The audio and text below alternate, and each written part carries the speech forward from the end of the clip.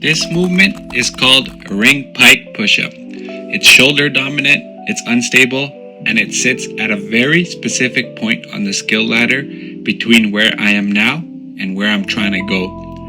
I added it to the workout today for one reason.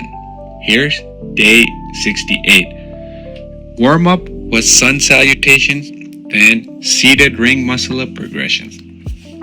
Still recovering from being sick, 4th day now, but noticeably better than yesterday. The muscle-up practice is starting to feel less foreign. The body is learning the pattern, even if the strength isn't fully there yet for sure. Here's the context. The ring muscle-up requires two things above the rings. You need to press out of the transition and stabilize at the top. That pressing strength comes from overhead and pushing movements trained below the rings first. The ladder looks like this. Rings, dips, ring dips build basic pressing strength. Ring pike push-ups shift the load towards the shoulder and build overhead pressing capacity, and eventually that leads to ring handstand push-ups and the strength to press out cleanly above the rings in a muscle-up. I've been doing ring dips for weeks. Today I moved up one step. The full circuit was straight leg, ring rows, ring pike push-ups, and ring leg curls. Done twice. Straight leg rows with a duffle bag for resistance, 8 reps, the pulling counterpart to the pike push-up. Straight leg increases core demand compared to bent leg rows and builds the scapular strength needed for the muscle-up pull. Then, the ring pike push-ups, 8 reps as well. First time programming these, was trying to keep my hips elevated, pressing at a downward angle, rings trying to flare the entire time.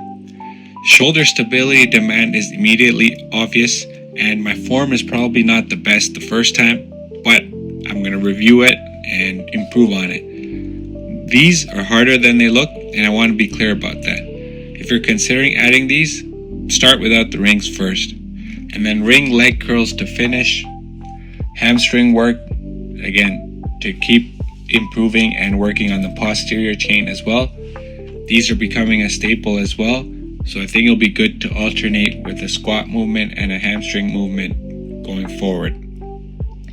And then active mobility between circuits. The mobility routine is as deliberate as the strength work at this point. You can't separate them. Round 2, same 3 exercises. The pike push-ups in round 2 expose exactly where the weakness is at the bottom of the movement, right at the deepest point of the press. The shoulder stability breaks down first. That's what I'm training, because that's the gap. The ring pike push-up isn't the destination, it's a step. Dips build basic pressing strength. Pike push-ups build overhead pressing capacity. What comes after that is handstand push-up territory, and eventually the pressing strength to get clean above the rings in a muscle-up. Every exercise is a step toward building something. Today I figured out which step I'm on. Day 68 done.